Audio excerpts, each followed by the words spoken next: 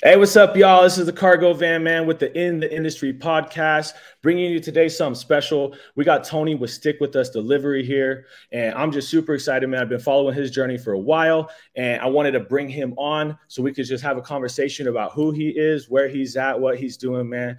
He's helped a ton of people in this business, man, so I'm super excited. So stay tuned. We'll be right back so we can get started with this first podcast interview.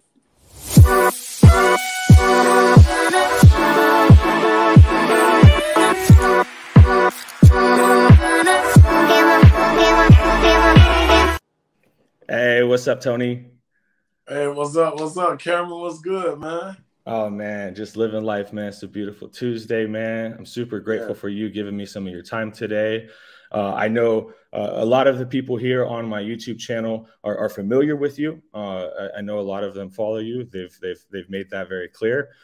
So I'm stoked to have you here, man. I know that there's going to be a ton of value that you're going to bring. And yeah, man, you know, I know you're in here to help others just like I am. So I'm grateful for that, man. But yeah, let's go ahead and just kind of jump right in here, get started. I guess, Tony, let's start with a little bit about you, where you're from, your background, and give us a little like precursor before the business. Yeah, how y'all doing, man? My name is Tony. I got a company called Stick With Us Delivery Service. I started it like about 3-4 years ago. I started my business. A little bit of myself. I'm from West Palm Beach, Florida. Born and raised, South Florida boy. That's pretty much it about me. I mean, my background pretty much is like I come from like a music background. So I was like in the music industry for like a very, very long time, like all the way from like the 90s. You know, that like gonna tell my age. Oh man, I love that though. I love that. What did you do with music? Well, I started off promoting. I used to always do promotions, and then I was in this rap group also way back in the days. I don't know if too many people know it, but if you're from South Florida, it was a group called Pound Puppy DJs, and I was a part of that rap group, and then they switched the name to them damn dogs. So then they had a song called Peanut Butter and Jelly that everybody knows. Gotcha. Yeah, so I was a part of that group, and, that's awesome. And I just started doing my own solo thing. That's I always had the name Stick, and that's how I ended up. Okay. I want to continue my name because so many people in the industry already knew the name Stick. So I was like, I had to create something to where I can still use that stick, but I wanted it to be like something to where companies will want to do business with us or people will want to do business, and that's where it just hit me when it was like Stick With Us, bro. You know what I'm saying? So I was like, yeah. So I was just like, dang, Stick With Us. And I always say, like, stick with us. We got you. Yeah. That's That's bro. I love that. No, I had no idea that was the backstory there for the name of the business. Okay, bet. So you've been Stick and you just figured out a way to rebrand it with this business as well.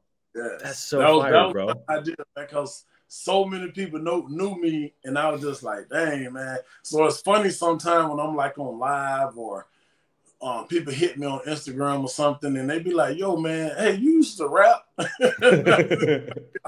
That's awesome, bro. I love that, man. So, well, dude, so I like branding for me is like, it's huge. You know, I think it's such a big part of, you know, growing your business is creating something that's like, sticks with people, right?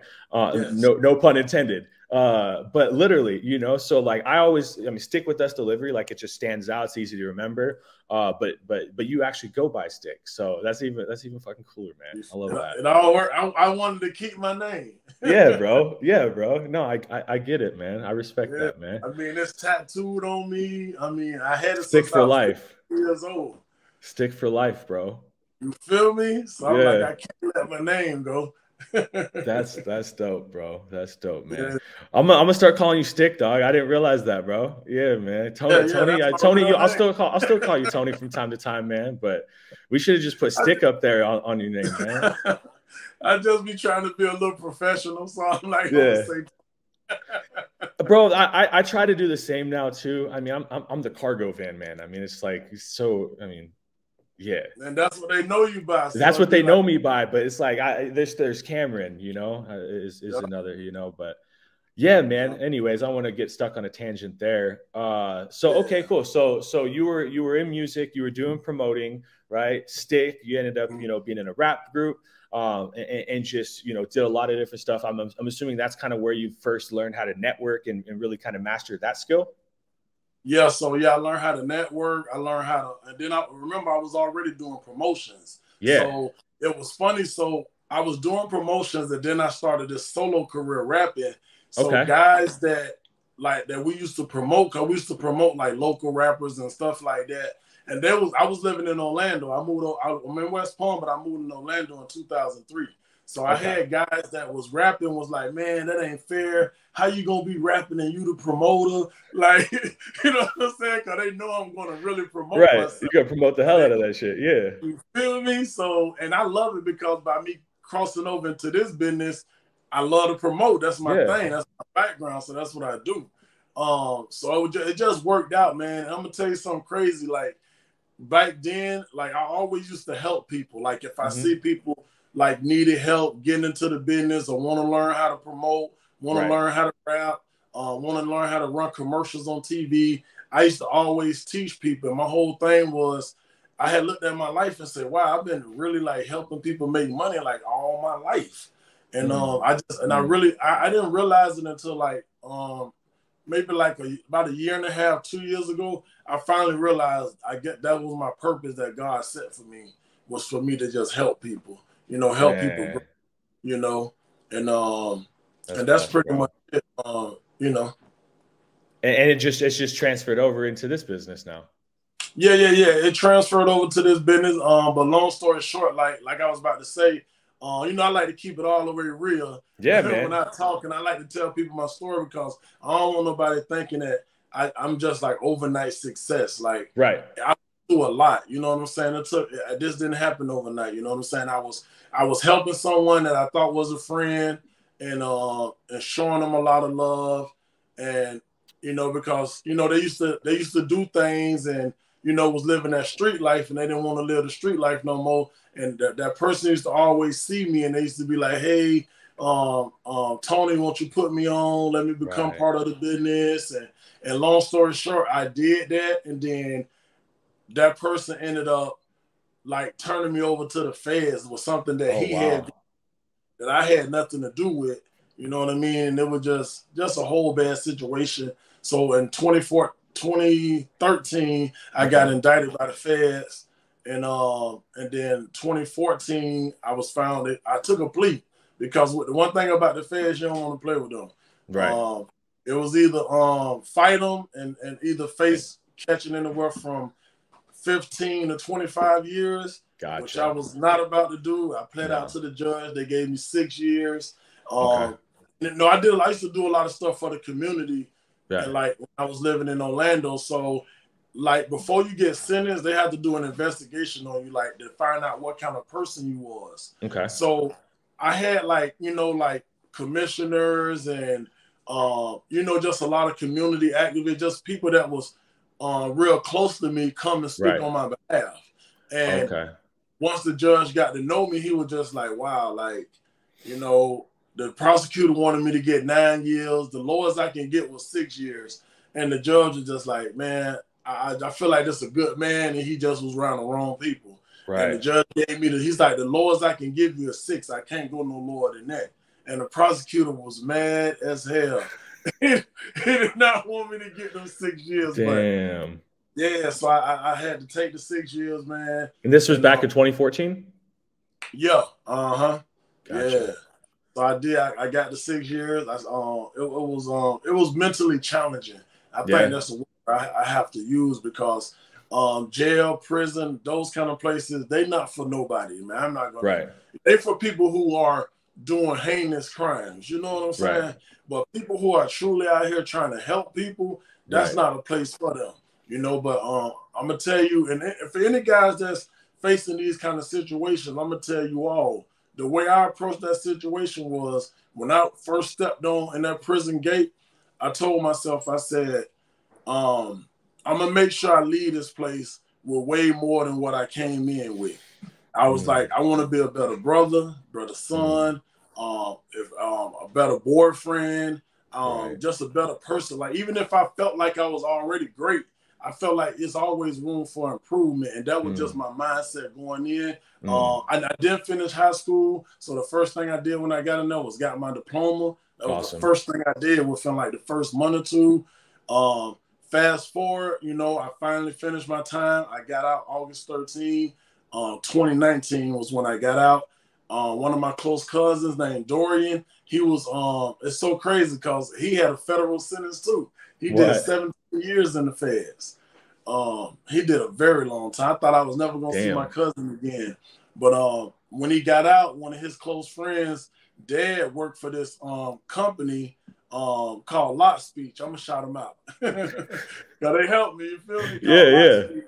Yeah, it's a box truck company. They have all these box trucks. Yeah, so I got out and I was. And that's how you got introduced to this type of business. Okay, bet. And yeah, something like more hands on. I'm gonna tell you another quick little story. So when I was 16 years old, my dad used to drive these big old boom trucks. So he got me a job riding with him doing the deliveries like drywall, metal studs, stucco, all that kind of stuff. I used to do this when I was 16 years old, and it was just crazy how life came full circle. Yeah, and once I got out the feds, the first job I get is driving a box truck. Wow. So I found myself sometime like mimicking my dad a little bit, and I was just like, "This is crazy," you know what I'm saying? Right. It was just a little weird to me, but how God just kind of brought that to your path, and you're just like literally just seeing the reflections of your childhood. Yeah, man. Yes, that's dope, bro. I'm driving the box truck. I was learning it, you know, taking it slow, you know, because box trucks, you got to make wider turns. Yep. You always got to use those sides. You got to just really pay attention when you're driving a box truck. You know, you always got to pay attention to height. Were you driving like a 26-footer? Yeah, 26-footer. Yeah. No, I feel that. Yeah, man. Those are big trucks, bro. Exactly. So you got to pay attention when you're driving those kind of trucks. So long story short, I'm the type of guy, like I told you, most of my life I've been my own boss for majority of my life. I've been my own businessman. So I'm the type of person, even when I was little, I like to ask questions because I want to know certain stuff. So I got real close to one of the supervisors there, and I was asking them a lot of questions like, hey, how you run this business? Like how do you like start this? So like, what are the numbers? But then they started like telling me like, hey, every time that truck leaves, we make $500. It don't matter if you go 10 miles down the road, we make $500 each delivery. And I'm like, what? Wow. So in my head, I'm like, I'm doing a full like 9-10 hours of work a day. Y'all paying me about $180 to $200 a day. Right. And y'all make like $3,000 off of me. Damn. I was like, oh, I said, I got to figure this out. That's all I was saying. Like, I got to figure this out. Yeah, so, man. So what I started doing, I started finding out about apps. First one I found out about, it was like Uber Eats, DoorDash. What was another one? I can't remember this other one. I used to do Walmart. I used to have to go to Walmart and pick up at this other one. And you could be picking up anything, flat screen TVs. It was all kind of different stuff. And what I was doing, so when I would get off of work with the box truck, I would jump in my car and then I would go do the deliveries to make extra money. So instead of for me making $180 to $200 a day, I try to make another $100 with those apps. So now I'm making like $300 a day. That's the kind of person I am. I like to do math, and I don't like to complain. Like when I know I have a vision or a goal, I just put the work in. I always like, it's like tunnel vision, or sometimes I say I'm in robot mode, because if you think a robot going to move all day long nonstop, and that's what I call it. I put myself in robot mode, and I just do what I got to do because I'm trying to get something. I have a vision, so I'm trying to get there. You know what I'm saying? And the thing about having a vision and trying to get somewhere, you're going to have so many roadblocks.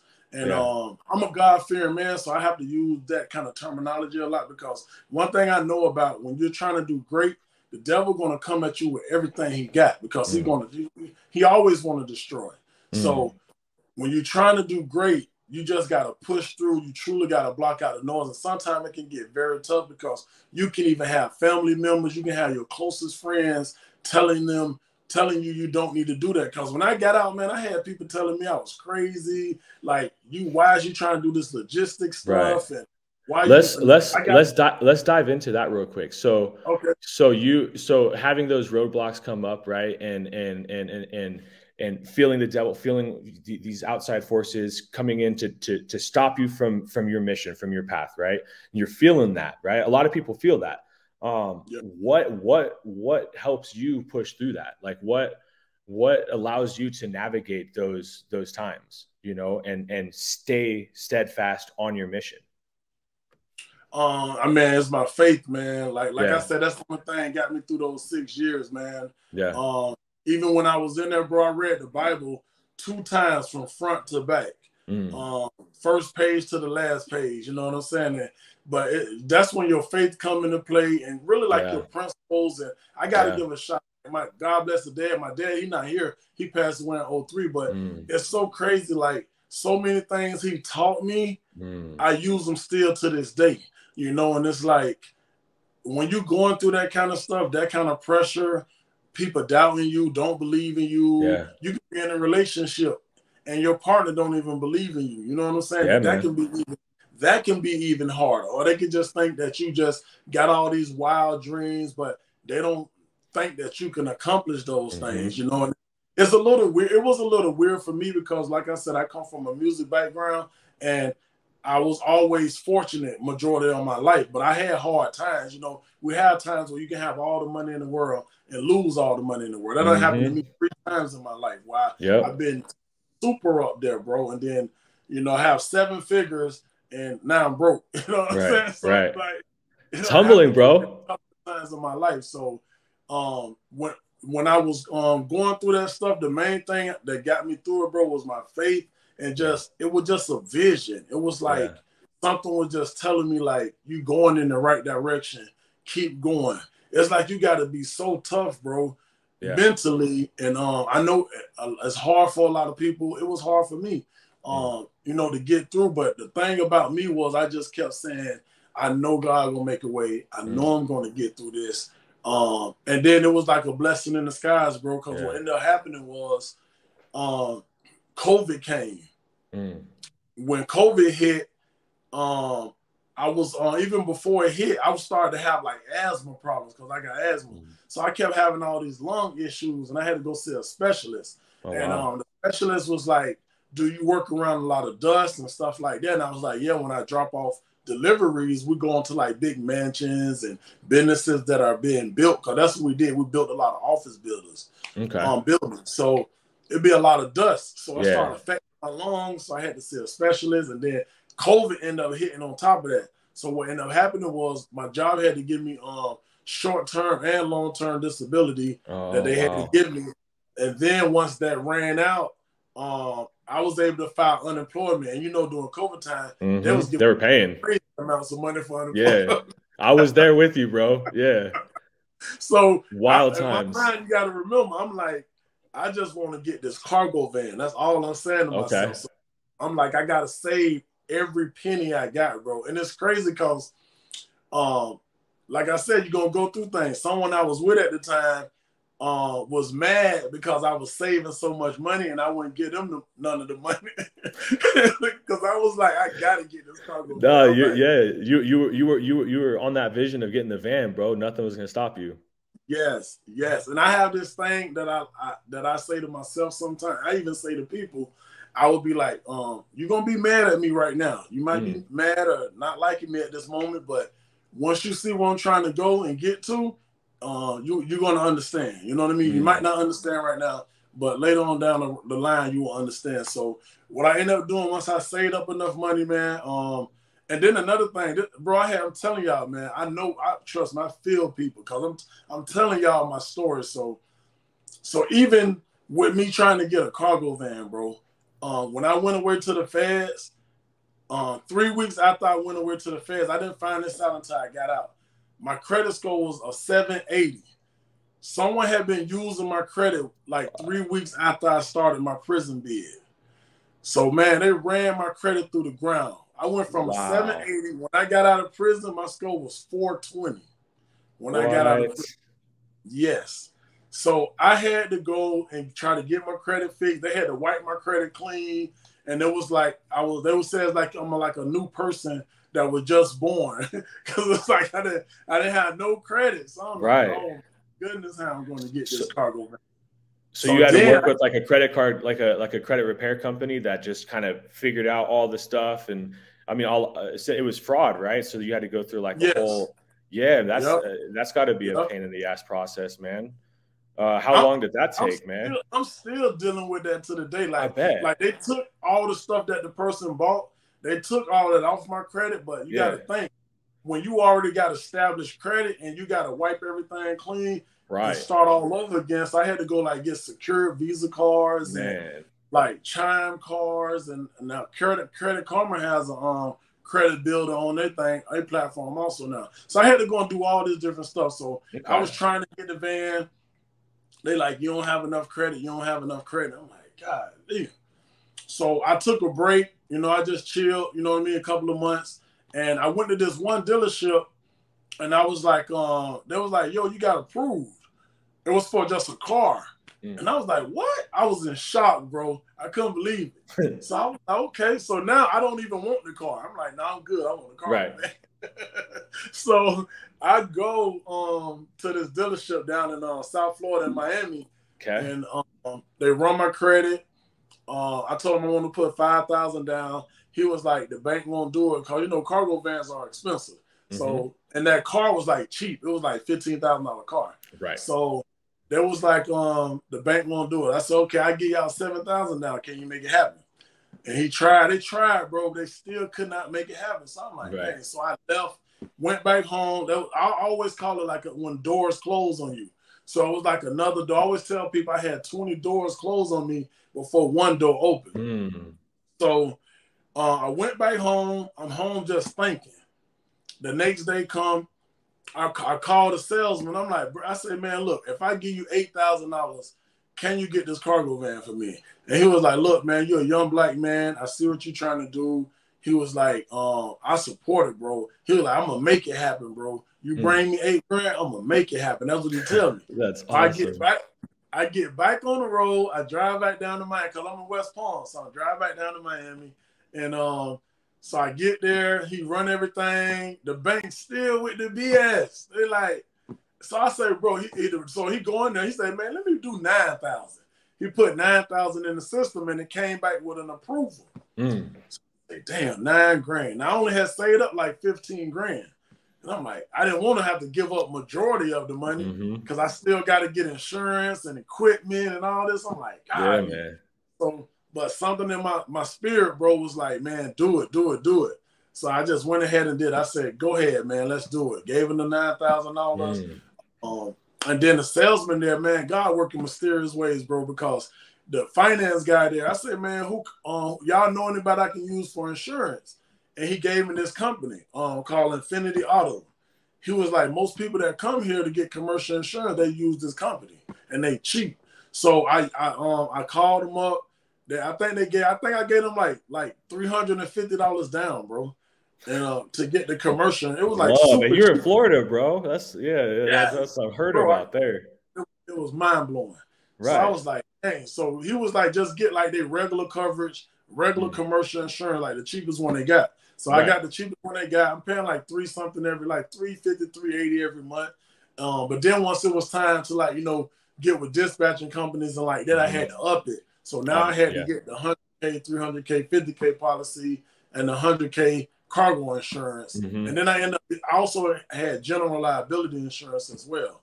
So, but I ended up paying, I think that was like $800 a month I was paying. So that still wasn't bad.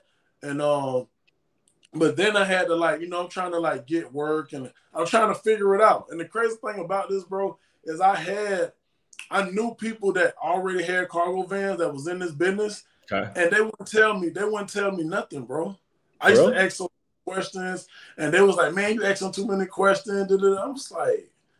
I'm like, I don't just trying to hold out the information, like afraid that you're gonna like take their business or something.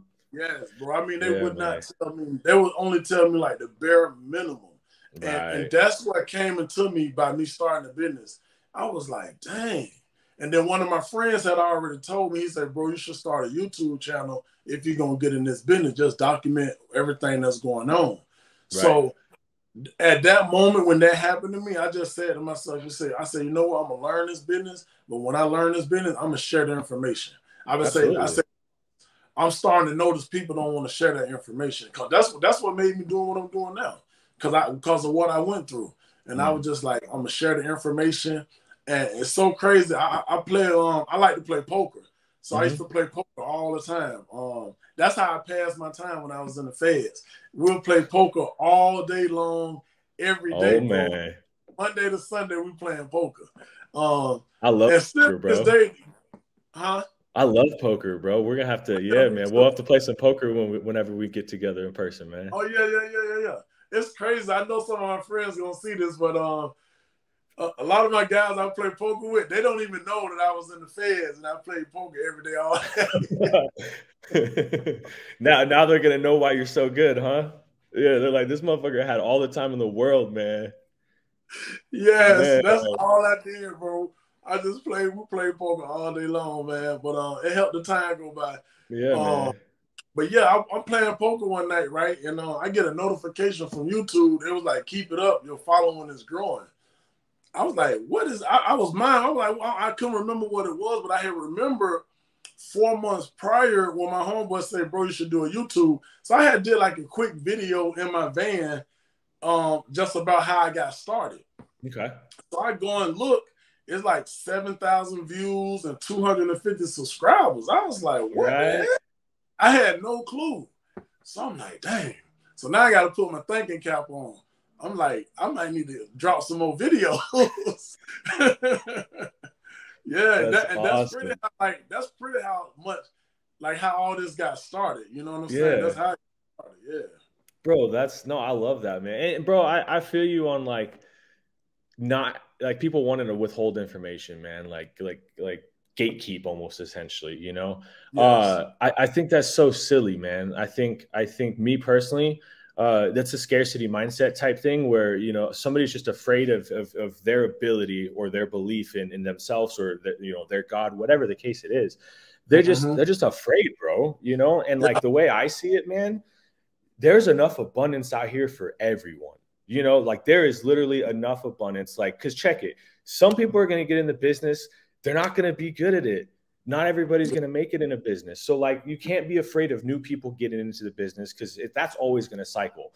But those that are going to come in, that are hungry, that are willing to learn, and that are willing to do things right and grind it out and hustle and build relationships and connection, like they're going to see success, man. But a lot of these people just don't know about it, you know? And like, I love your story, man, and wanting to give back and help, because like for me, that's again like how I started my channel. Is the exact same thing, you know. Like for me, and when I started my business, I had a newborn baby that was on the way, and you know, or not when I started my business, but you know, later on that year, new baby was on the way, and and I was just thinking of like, wow, like I'm so grateful, like I have this. Like if this would have happened a year, 2 years ago, whole different ball game. And for me, I wanted to be able to provide for my family and be as present as possible.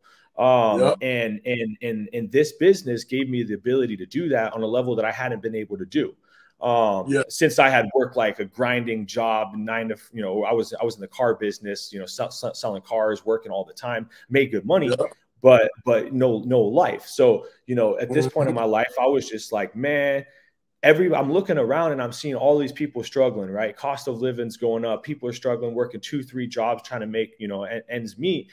And I just, you know, the person that I am, I can't know something and not share that with others, bro. So I went on a YouTube, man, and I was just like, I'm new to this, but I'm going to share what I'm doing, because like this is already changing things in my life, and I'm going to just give that back to help others, you know. For me, it's all about inspiring. I like to inspire others to find something, you know, new. And yeah, man. So I guess I just say that because like I see myself in that, and I respect you for that, because there are a lot of people that don't want to give and don't want to, you know, add that value to other people's lives. But man, that no amount of money will ever be able to touch that shit, man. When you impact somebody else's life and you hear those stories about how it's transformed them, like, bro, like that is a blessing that I'm just grateful for, and I live for it, man. So thank you for doing that. I had to go on a quick tangent about that, man, because I just love it, bro. I love it, man. You good. Yeah, you good, Yeah. man. I mean, I trust me, I get it, bro. That's why, like, I ain't gonna lie. I talk to a lot of people who just got out of prison. I've even did like a consultation. I don't know how they do it, but some prisons, I guess, will let you do like Zoom meetings. So I've done Zoom with guys while they're in prison and they want to get business. Yeah, bro. So it's like being able to like look out and help like that, man, is just on a whole nother level. And like I tell people all the time, man, I get so many DMs and I don't really talk about it, but I help so many people through the DMs, bro. Like, cause it's like, you know, I got courses and stuff like that, but people don't see the people that I help, bro. I help a lot of people, like, but they know who they are, and people give me all their testimonials and give me their stories, and I mean that's why I love to do this. And sometimes, and I'm pretty sure you go through this too. I don't be realizing it, bro, but like we public figures at this point. I don't be a lot of times. I don't be realizing it because I'll be out doing stuff, and like I had a guy was walking in the store, and the guy was like, "Tony, stick with us." I was like, bro, it's wild. Yeah. Then one day I'm going into a Publix, bro, and I had a police stop me. He was like, "Oh, what's up, man?" And I was like, he was like, "Ain't you Tony? Ain't you stick with us?" No way. What's up, man? Okay, what's That's up? love, bro. I be forgetting though, you know what I'm saying? That because we putting our face everywhere, bro. You know, the power of the internet, man. It is a trip, bro. Because I've experienced that same thing, and I guess like I'm super humbled by it because it's like it's not even in my mind. Like I'm not ever thinking about it, and I'm just like, yeah, man. Like I've been at stoplights. You know what I mean? Somebody just you know, I look over. I'm like, what? I was on a phone call, dude, and the light turned green. I couldn't say anything. I'm like, I know that was a subscriber. And then the next day, they commented on one of my videos, and I was like, man, that is wild. And I've ran into people at the store. And it still trips me out to this day, man. But like you said, like we've put ourselves out there now, and that's a beautiful thing, man. Like to be known for helping others find their way in their life, man. Like I can't think of a better thing to be known for. You know what I mean? I never thought it would be cargo van related. I know, right? But I'm grateful for it, man. I love that. But you know why we don't realize it is because we're actually working. We're in the cargo van. Right. So that's why, because we're working just like they're working. So that's why I think you don't realize it. But if we was like an actor or an athlete, we'll know that we're famous. So we're already expected. But by us out here working and on our grind every day, that's what makes it different. You know what I'm saying? Because we still out here doing it. I feel that, bro. Yeah, let's speak on that, man. We're out here actually doing it right now. So we've heard about you, your background, where you kind of began at, kind of what brought you into the business and so forth. You know, how you got started with the apps and everything. So I guess give us a quick overview, I guess, of where your business is at right now. Do you have one van? Do you have multiple vans? You know, how are you operating? You know, where do you get, if you're, you know, you don't have to go into full detail where all your business comes from.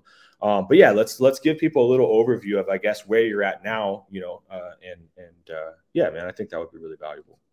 Okay. Yeah. So now I have two vans right now. One of my vans is a Ford Transit 350, and that's over the road.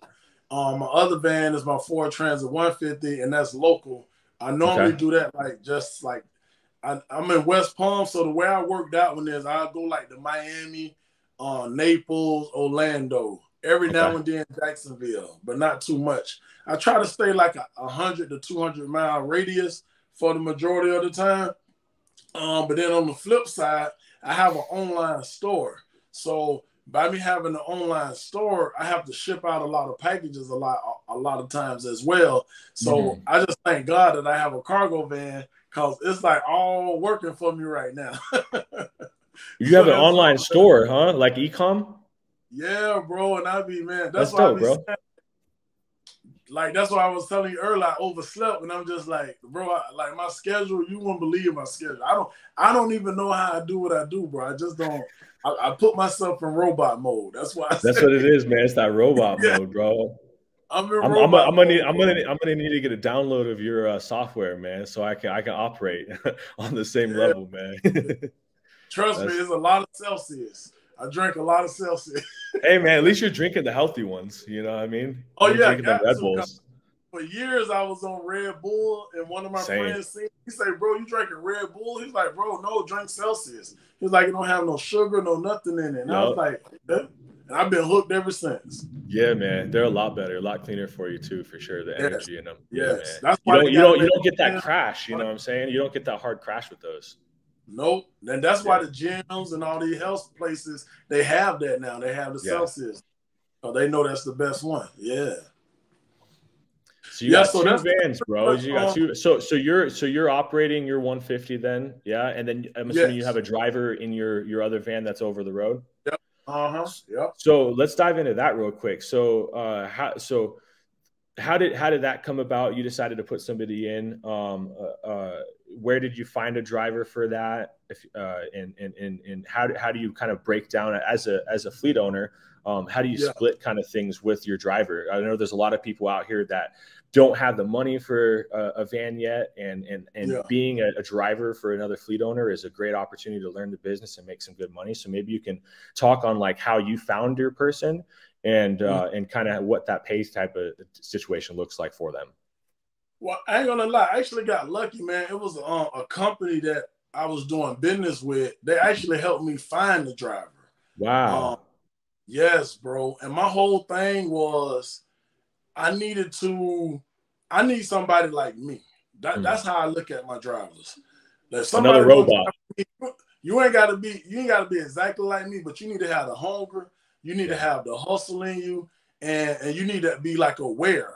You know what I'm saying? Because I don't just want somebody who out here that's just doing whatever they want to do, and because you can cost me a lot of money, you can cost the business a lot of money. You know what I mean? So I just want somebody that's similar to me. That's normally how I go into it. Okay. And they keep that cargo van moving all the time. I got a couple of little local contracts that I do. I even have like some small businesses that I do some of their deliveries for them. And I wasn't in my van that much, but I've been in it more recently now. Because normally I let my nephew was doing a lot of my local stuff for me. He'll go like to Miami, Naples, and he loved it. You know what I mean? Yeah. And he's only 26 years old.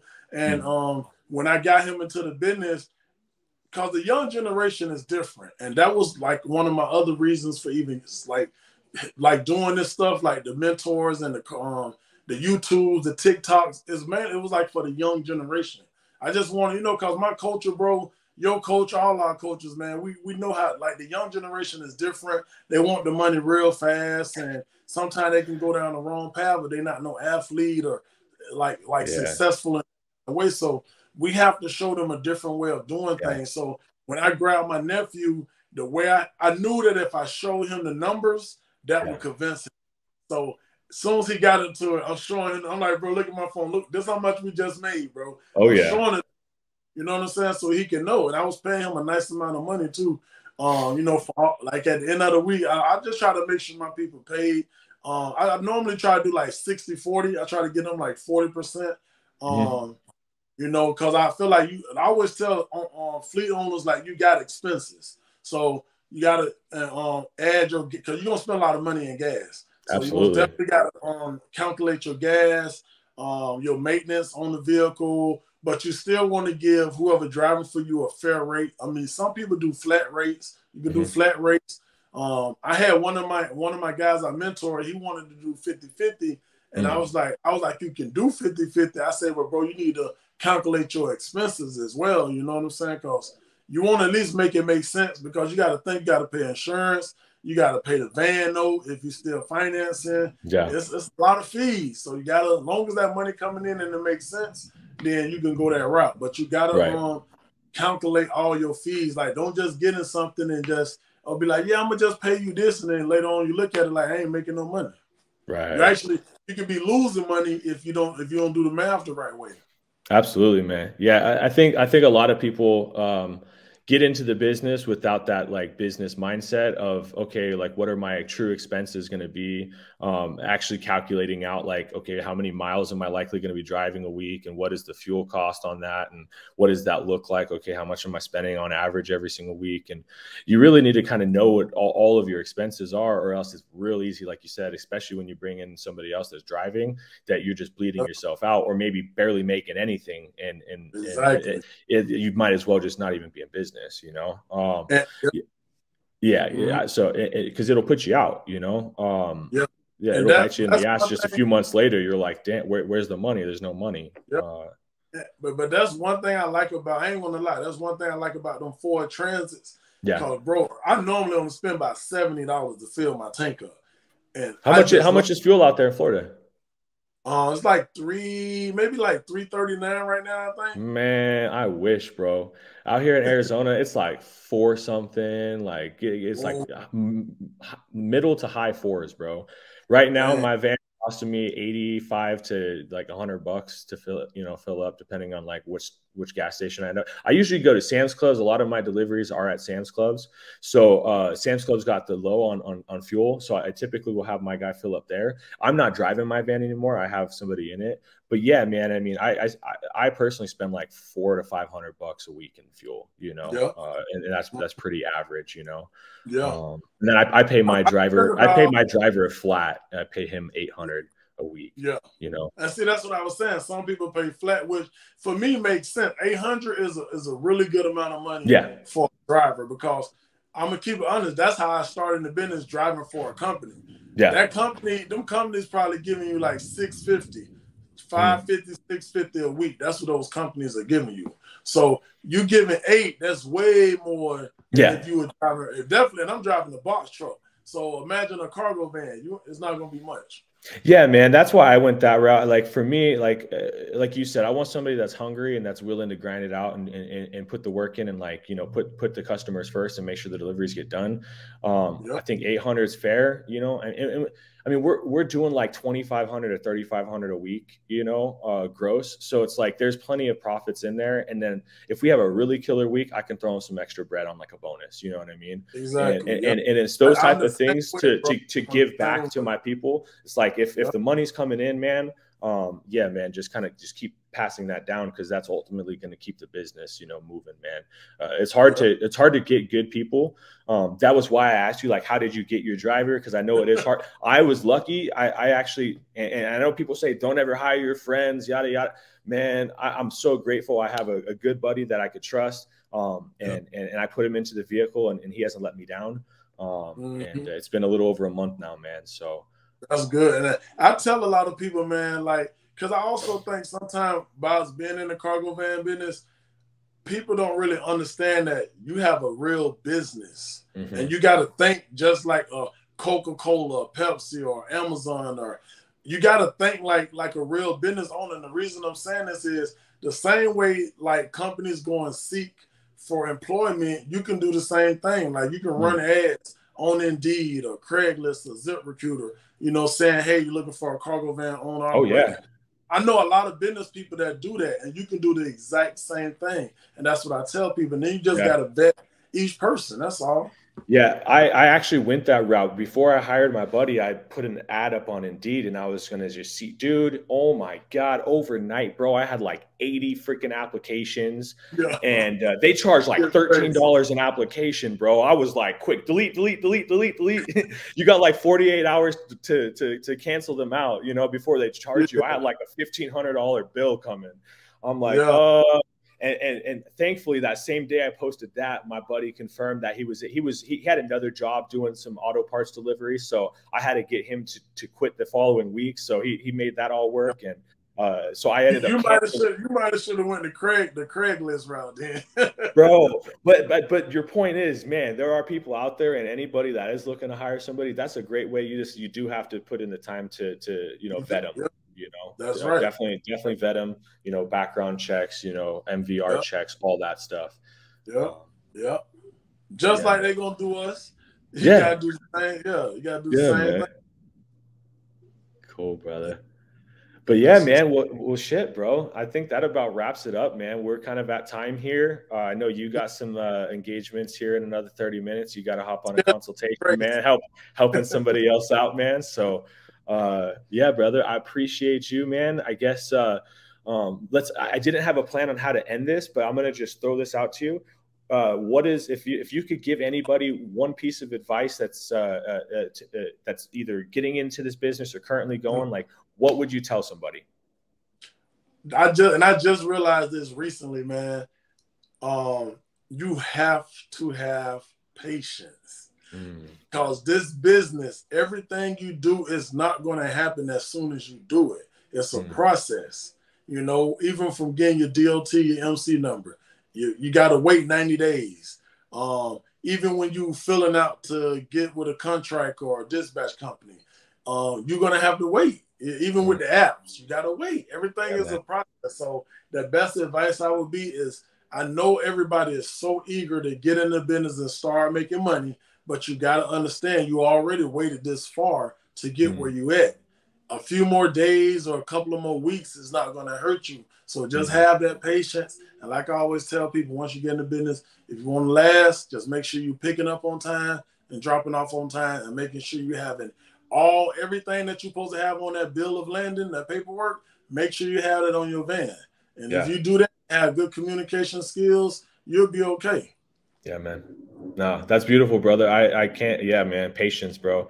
I think a lot of people could use more of that in all of life. Social media and Google and the whole way the world runs now with social. It's just everybody wants instant gratification so fast, man. But look out into nature, man. It shows us that is not the way. So like you said, man, you know, just buckle down, ride with it, man. Be patient. Just know in time that it's going to come to you, man. Yeah, man, I couldn't agree with that more, brother. Thank you so much, Tony, man. I appreciate you joining me. This was an amazing first episode of In the Industry. All right. Couldn't be happier. Or Stick, man. Stick. Shout out to Stick, brother. Stick with us. We got you. Stick with us, man. Yes, sir, man. Until next time, I'm sure we'll be back on here again, brother. All right, man. Yes, sir. Y'all have a good one, man. I appreciate the interview, man. It was amazing. Yes, sir. I went a little deep on this one. Told stories I don't normally tell. So no, bro, you did, man. I'm grateful for that, brother. I know that's going to add so much value to the listeners, and there's going to be people that relate to your story, and that's what this is about, bro. So thank you for going there and sharing some of those more vulnerable pieces of yourself. That's what makes the change, bro. That's what inspires people and gives people hope. Is seeing, you know, then and now, you know. So thank you, brother. Right. All right, man. You're welcome, man. It's nice doing. It's nice linking up with you, man. It's a beautiful thing. I love what you got going on, man. In the Industry podcast, y'all make sure to tune in. You know, the cargo, man. You can't lose. It's a win-win. Thanks, brother. Peace. Have a good one.